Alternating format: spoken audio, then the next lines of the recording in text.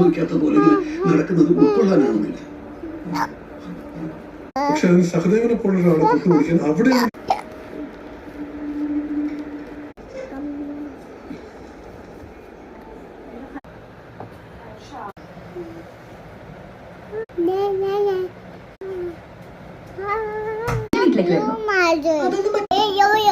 അമ്മ വെസ്റ്റ് മൗണ്ടിനോട് തൊട്ടടുത്ത എന്ത് തോന്നിയാസം